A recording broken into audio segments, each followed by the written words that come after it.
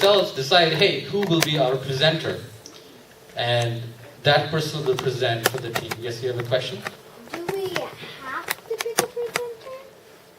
I mean, I would prefer that everyone picks one presenter. Otherwise, it will take a lot of time, even if there are like 5 presenters from one team. It's highly unlikely that you will be able to finish off in 10 minutes. And I have to remind you that when we go to the annual tech day, where the winning prize is $1,000, you get only 5 minutes to present, right? So if you have a 5-member team and you have 5 minutes to present, each one has to go like 1 minute, boom, boom, boom, boom, boom, right? So my recommendation is pick one or at the most 2 people to present on your behalf. The credit goes to everyone, of course. The credit goes to all the members of the team. It's just that as far as presentation is concerned, we would want 1 or 2 children and not like 5 children, because that might not be able to, fit the time. So most ideal, one presenter from your group. Kind of like a company, right? When you have a company, not everyone does everything, right? So there might be one guy in your team or a girl in your team who is good at presenting. So you will send them versus everyone presenting a little bit. Same thing happens in any company, right? When you have even a 100-member company, not everyone goes and starts presenting what your company does. You send 1 or 2 people to present if you want to get new customers or if you want to get new funding. Okay? And by the way, the certificates will be awarded on June 12th at the annual tech day. So the 3 teams which win, they definitely go to the annual tech day. And then we have 2 wild cards. Wild cards mean the remaining 9 teams or 11 teams, those who did not win during the pitch fest, those teams will still implement. Okay? See, the whole point is to start a company, right? It's not only about that $1,000 prize, right? All of you would like to implement, right? But not all of you will get to present at the annual tech day, right? 3 teams will win the preliminary pitch, and we will reserve 2 spots at the most for the wild cards. And what wild cards mean is the teams which did not win on the preliminary pitch day, based on their progress during the implementation phase, how they're doing, is the product coming out okay, is their idea panning out okay, we will select 2 teams from the remaining teams to go represent as well on the annual tech day. For the remaining teams, you don't need to lose any morale, because it's not about only the annual tech day. Annual tech day is just a culmination of this boot camp, and with a prize money of $1,000. But even if you did not go to annual tech day and you went as far as the end of this module, except for the annual tech day, you will still have a finished prototype. Which means if you didn't get the $1,000, you can get the $1,000 from your parents to start marketing your company and working on it, right? So please don't get demoralized if you do not win in the pitch fest, okay? Plus also remember that there are 2 wild cards, right? So we will select 2 more teams from the remaining teams which do not win in the pitch fest, depending on how their implementation goes. All right. So I made an announcement on the Facebook page about the business plan template. It's called Livermore announcement. If you have access to the Facebook page, you would have seen it. Essentially, what I'm saying there is what we decided across the camps, the different camps which are running, Saratoga, Livermore, San Jose, that we will unify the business plan template so that everybody has the same format to present. Because business plans vary a lot. Everybody has a different style. All entrepreneurs write their business plans differently. But as far as this competition is concerned, we thought, let's make it uniform, right? So what we did is we are picking up Saratoga's template, and the only difference between Saratoga's template and Livermore's template is some of the topics are in different orders. For example, if you remember, I said company overview, service description, industry and marketplace analysis, and sales and marketing strategy as my first 4 topics. In Saratoga, the orders are flipped. So there are just a few minor differences like that. So we want to fit to one structure. So we said, okay, let's use what Saratoga is using. By the way, Saratoga's pitch fest today, while we're talking. They're already doing the pitch fest today. And so please use that template. It's posted on the Facebook page. It's just whatever you have finished so far, the first 4 topics, is the same thing, just change the name of the topics and change the order and you're good to go. Okay? Alright, so Module 2 methodology. Today there are a lot of logistics announcements because I want you to understand how this is going to happen so that you have a structure, you know, your brain knows what I'm supposed to do, how am I supposed to do it. So there are some FAQs which have been posted on the Silicon Valley Young Coders Club website. If you have, if some of your questions do not get answered here, of course you can come and talk to me if you have any questions. If they do not get answered, you go to this FAQ page and read through it if you have any concerns. So kids meet every week on Sundays, 3 p.m. here during Module 2, which starts around May 8th. May 1st is your basics of app and web design, and May 8th is when the Module 2 sort of starts, where you start meeting here. And each team presents what progress they've made over the week, because unless we have some sort of an accountability, the week just goes by, right? I mean, you have school, you have all that stuff you do, and then nobody got time to implement it. We don't want that to happen. So you want to have a little bit of accountability so that you guys can present what you did over the week and what progress you guys were able to make. And what's the problem area, where do you need help? And the parent coaches will be here, the instructor will be here, the backup instructors will be here, and all of us will help guide you in the right direction as to what you need to do. Okay? Remember, we're teaching you to be entrepreneurs. Okay? It's like 4 or 5 people sitting together solving big problems, right? So you have to get into that mode of being an entrepreneur. That yes, you can solve problems, you need to have confidence that I can do it. Let's look online, let's do a Google search, let's look on this website, come talk to your mentors as to, how do I go about this? There will be about, if we get everyone, there will be about 28 mentors, right? If there are 28 mentors, there will be enough knowledge base to support each one of you. Okay? And as I said, the 2 parent coaches will be facilitating the meetings outside of these 1-hour windows, because 4 hours in a month is not enough to build a prototype.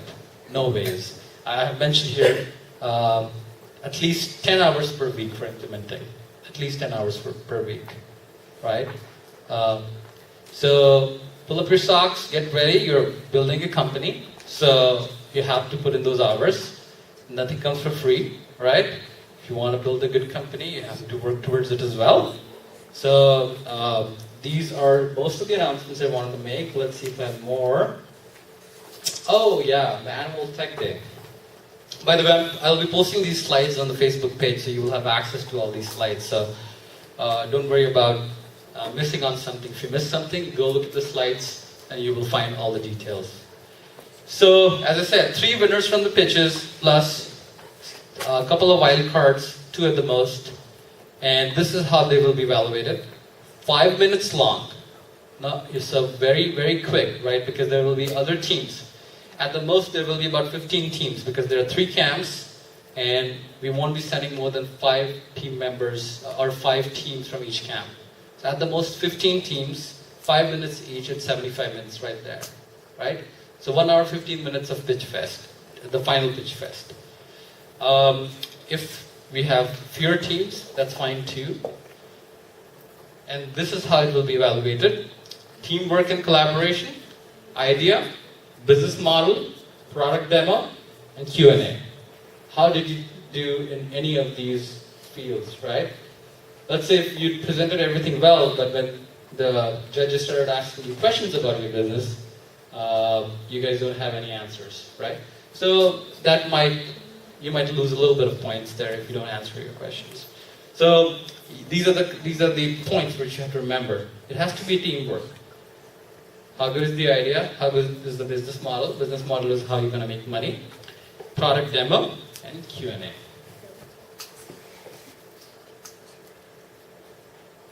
Alright, so with all those details, now we have to move into the lecture for today. And the topic is financials of the business opportunity. Okay, so who can tell me why is this important? Why do we need to have financials? And why do we need to do financials now? Yes? So that when we do start to get money, we have a clear understanding of what exactly we're using our money for, and not just like, oh, I think we should use it on this. And that way you can think ahead so that you're not like, oh wait, and you run out of money and you find that there's something more important that needs the money. Okay, allocating your costs. Yes? So that you have like a plan for the future and not like just stumbling on each problem and just figuring out what to do then. Right, being planned and not being, extremely spontaneous that, hey, I got this $100 left, let's have a pizza party, right? You need to have a plan where those $100 are going to go, right? Will you pay that $100 to register your, app at the Apple Store, right? It takes $99 to do that, so you need to have numbers like that. Any other points? You need to have the sales projections, right? How many units or subscriptions or apps you'll be selling in the first year, in the second year, in the third year. How is your finance going to look in the next 3 years, right? So, everybody does that. In the personal finance, your parents might be doing that already for their personal finance. Hey, I need to save for my child's college, and she is in 9th grade, and she's 3 more years to go to college. So in 3 years, how much money I save so that she can start college, and stuff like that, right? Simple analysis of what is coming in, how much is coming in, how much is getting spent, and how much will you save, or how much profit will you make. Okay? So we need to have these numbers. And who also likes looking at these numbers, other than you guys? The VCs. The VCs, right? The VCs. Because they're going to look at it. They're going to say, hey, is your business going to make money or not? If yes, how much? How much in the next 3 years? Why should anyone invest in your company unless it's making money for them, right? So today we're just talking about $1,000 at Annual Tech Day. Tomorrow you might go to a VC for $1 million, right? If your company becomes big. So you have to show what you're going to do with those $1 million, where that money is going to go, and how the company is going to grow. What will be the projection? How much money are you going to make in the first year, second year, third year? That's by the way, that's the minimum they want to see. They want to see at the minimum 3 years. Some people like to do 5, but 3 is minimum what you need to do. Okay? All right. So, a little recap from the last 4 sessions. So first session we talked about creativity and passion. That in your passion area, you solve a problem using creativity. In the second one, we said, hey, what are the behavior traits? Okay? And can someone tell me a few traits, behavior traits of a successful entrepreneur? Who remembers some of the traits? Yes? Grit. Excellent. Somebody else? Yes? Self-regulation. Self-regulation. Excellent. And I showed an experiment for self-regulation. What experiment was it? Who remembers that? Many people. Okay. The marshmallow experiment. Awesome. Any other traits? Yes. Leadership skills. Absolutely. Right? Anybody else? Okay. And then in the third lecture, we talked about how do you convert your passion into a business plan, right? And that's where we went over the business plan template. I think there were 8 or 9 slides in our business plan template. And the Saratoga template is similar. It has about 10 slides in the template. And you have to follow that to convert into the business plan. In the fourth lecture, we talked about the steps. You have a business plan. Now what do you do? So the steps were, how do you incorporate, how do you market your products, and what's your exit event? Of course, there were other steps as well, but I'm just summarizing what I had here. So far, from the first 4 lectures, do you guys have any terms which you guys do not understand? Some terms which I might have used, which you guys feel that you guys probably did not follow those terms. Is there a term which you guys are confused about? Exit event, everyone knows what's an exit event? Anyone who doesn't know what's an exit event? Okay. You want to know about the exit event? So exit event is an event where you either go take your company public, which means now the public will own stocks in your companies, like the big companies today, the Google and the Cisco and the Facebook and the Intel, right? These companies are public companies. All your parents might have stocks in these companies because these companies sell their stocks to the public, right?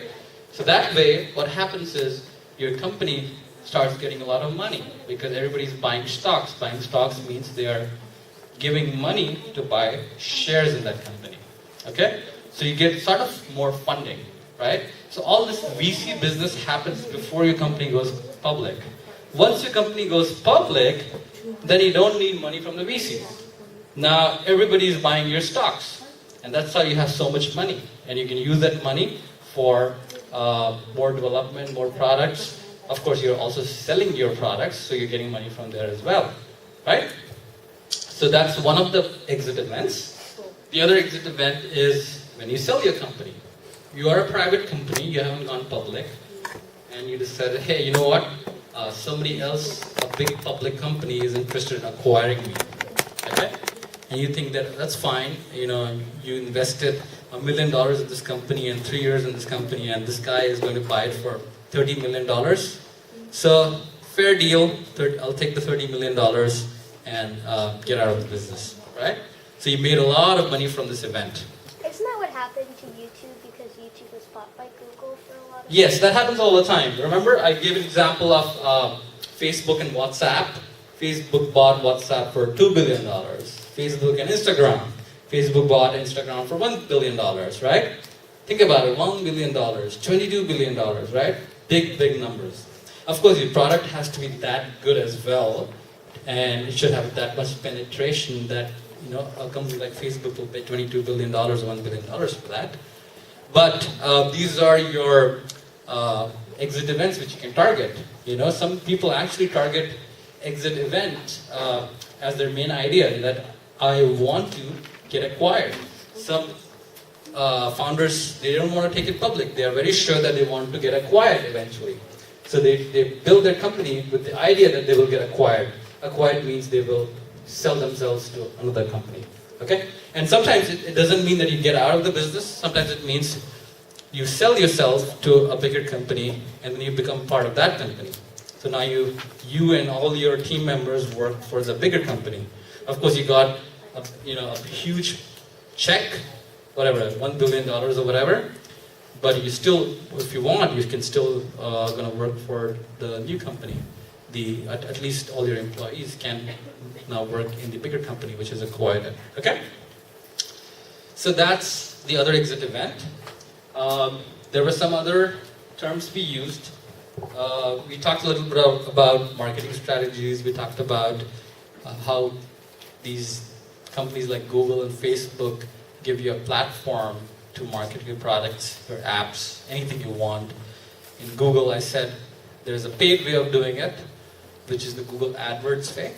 And then there is an unpaid way of doing it, where you just do a search engine optimization, which essentially means that you design your website in such a way that anybody searching for relevant content like yours will find you in the top when they're doing a Google search, right? So we talked about those things as to how you market your products. And today, as I said, we're going to go over the financials. Alright, so first to the costs. Can everyone see the slides? Is the lighting good enough for you to see the slides?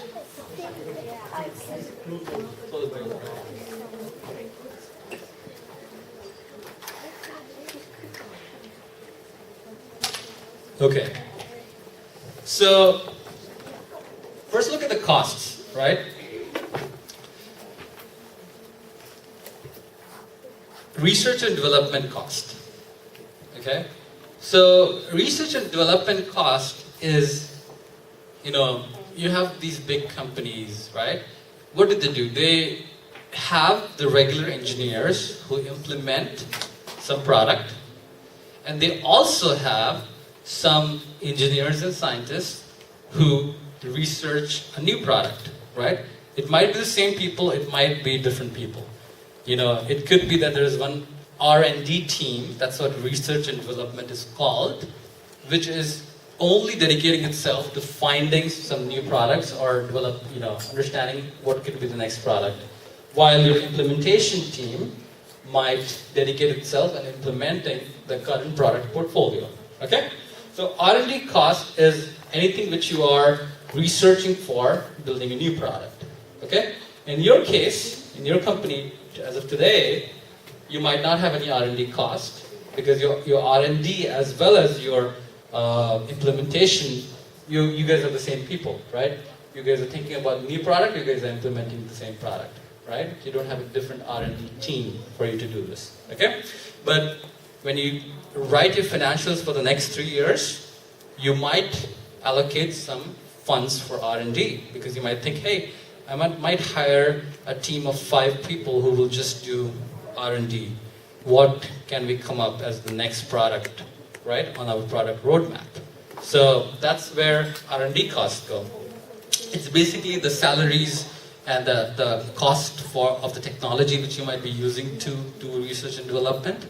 Because of course, you need tools, you need softwares, you need hardwares, oftentimes, to do the research and development. Okay?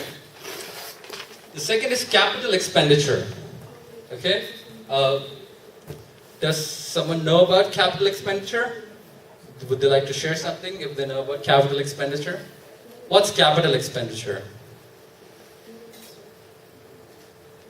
No? Okay. So, capital expenditure is anything which is used towards building capital. And capital is essentially, how many of you know what capitalism is? Capitalism. One person, two. Okay, what's capitalism? I think isn't it when like one person rules the whole government? No, it's not that. Okay, but good attempt. Is it the act of giving, it's like kind of what someone does when they give someone money to start their business? Yeah, it's sort of in the same lines because you need capital to start the business, right? Anyone else? Somebody here? Yes. It's basically like the government can't infringe on your right to have your own business and like collect your money. Okay, so going into good lines, capitalism is a form of government where there is something called a free market enterprise, free private market enterprise. What that means is the public is allowed to start their own companies. They can employ people, they can build products, and they can sell it in the marketplace, right? And they are allowed to own private property. So the businesses can have an office structure, cars and buses and factories and whatnot, all owned by the private companies, okay? So the difference is that there are other government structures which are not capitalistic, where government tends to own most of it. Government owns most of the means of production. Government owns most of the factories where everybody works. So most of the jobs in the society are government jobs, right?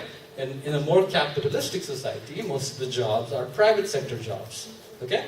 And that's what capitalism is, and it uses the word capital because all that means is the private sector or the people are allowed to generate capital and to acquire capital.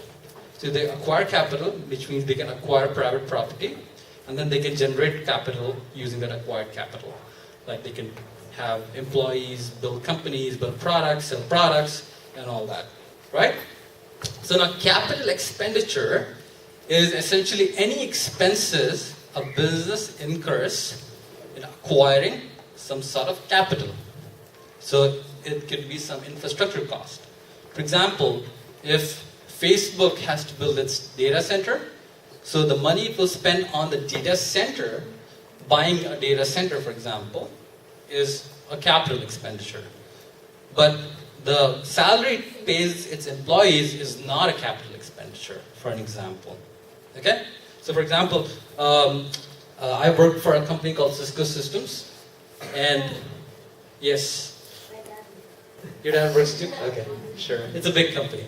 So my group acquired a company in Israel, and they paid $350 million for that group. Okay? So they were building some cool chip. I built some chips, and they were building chips. And one of the chips was really cool, and we said, hey, if we want to have an advantage over competition, we should really acquire this company and just start selling this chip as well, because it will give us an advantage in the marketplace, right? So I was giving you an example of an exit event. That's an exit event for that company in Israel. It is a 45 people company, and we paid them $350 million. So that's a pretty good number, right? $350 million for 45 people. And they are now part of Cisco. And where did the money come from? So in our financials at Cisco, we are saying the acquisition of this company is a capital expenditure. Okay? So these 45 people whom we acquired and the technology which we acquired, we paid $350 million for that technology, and that's our capital expenditure. But now, when we pay them salaries every month, that is not going to be the capital expenditure. Okay? The point is clear? Capital expenditure is anything where you are acquiring capital, like a company, a factory, infrastructure, building, data centers, stuff like that.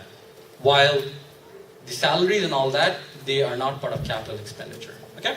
So for your app business, or any business that you're looking at, you have to identify what will be your capital expenditure. For example, if you're going to buy a MacBook just to build this app, because you don't have a MacBook, let's say, that's your capital expenditure. Okay? Cost of goods sold. Anyone heard of this term? COGS? Cost of goods sold? No? Yes? It's, so like if you're making a t-shirt, it's how much the cost is to make that t-shirt? Okay, so it's not how much the cost is to make that t-shirt, because to make the t-shirt you might need to pay a lot of other expenses, but it's the cost of the materials. Do you want to say something?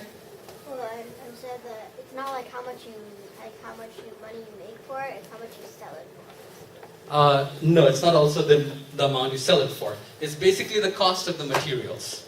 And of course, as she was saying, it does have some of the elements of how much money it takes to make the t-shirt, because some of the specific manufacturing costs, they go into the cost of goods sold instead of going into the operations cost. And I'm going to talk about what is operations cost as well. Okay? By the way, the reason all this is important is because you are going to show a 3-year projection of your apps, right? Or your companies. And you have to have these bullet points. And I'll show you an example how it's going to be structured. My operations cost, my capital cost, my COGS, and stuff like that, right? In the case of an app design, actually the COGS is 0. And the reason it's 0 is because it's like software. It's not a real, hard product. So there are no materials in it. So that the COGS is 0 for an app. But there will be other costs associated with an app or a website. Okay? Operations cost. So, does anyone want to try what operations cost is? Okay. Was that? No? Yes. Maybe it's the cost it takes to carry out the making of the product. Yes, sort of. All the salaries you pay. So if you see, there are 2 bullet points under operations cost. One I call the G&A, which is general and administrative expense. It includes the salaries of all non-sales employees. And there's a reason why I've said non-sales, because the other bullet point says sales and marketing costs, right? It includes salaries of all sales employees. How much money it takes to sell the product or market the product. So for you guys, you can split it into 2 bullet points when you do your 3-year projection and say, hey, this is the amount we're thinking that we'll have to spend on our sales and marketing, and this is the amount which we'll be spending on our employees who will be building the apps and doing all the engineering work, fixing bugs, and maintaining the code and stuff like that. Okay? And what is interest? Who knows what interest is? Okay. If people are interested in your product. Okay, so that's the literal meaning of interest, but I'm looking for a financial meaning of interest. What is interest in the financial sense? I think he hasn't answered yet. Yes? Interest. So if you take a loan, you have to pay the profit the loan giver, the lender gets from the loan taker. Sure. Yeah. So it's essentially, when you borrow money from anyone, whether it's a bank or your friend who wants some return back on his money, you have to pay them interest. Which means if you have borrowed $1,000 at 10% interest rate per year, you pretty much in 1 year you have to pay him. Just a simple example. 10% of $1,000 is $100. So you have to pay him $100 as an interest, right? Yes, you want to say something? Yes. Sometimes can interest be something like a bank, someone in a bank trading, someone needs some money, so they would take some money from yours and they would have to pay the interest to you after they give back money. Okay, so I'll sort of elaborate. I think what he's trying to say is, what banks do is, when you have an account in bank, right? You have some investments in bank, right? And here it's called certificates, or some sort of savings account where you have some restrictions on how much money you can withdraw from the bank in a month and stuff like that, right? When you deposit money in the bank, you know what the bank is doing? The bank is taking that money and it's lending it to other people.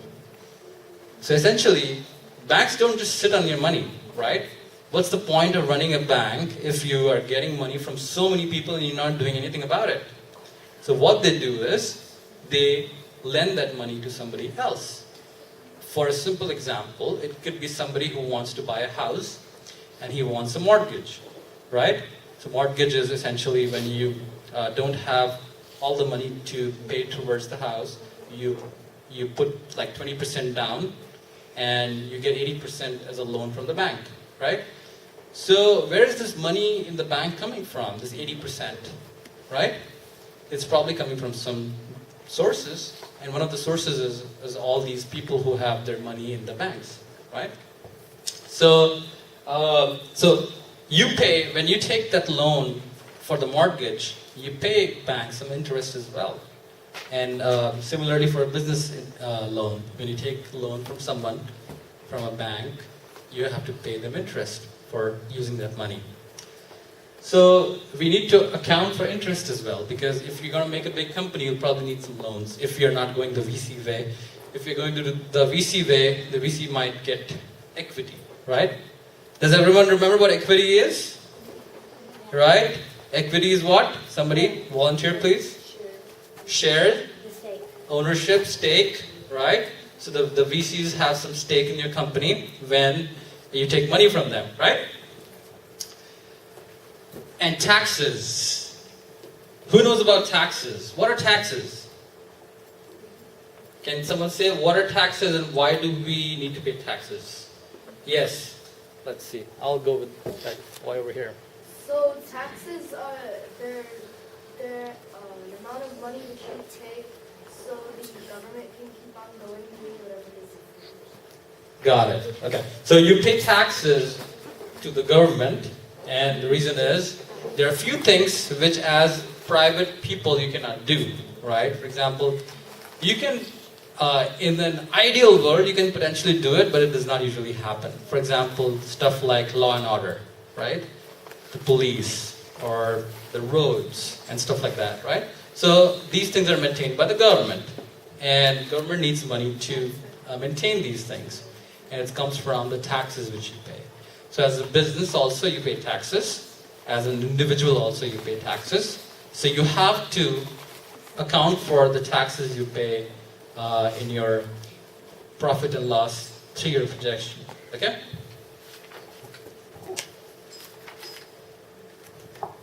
Now revenue. So I know most of you have some app designs and app ideas in mind. What are the different ways in which you can get money for your apps, right? So I've listed out some of the models. There could be more models.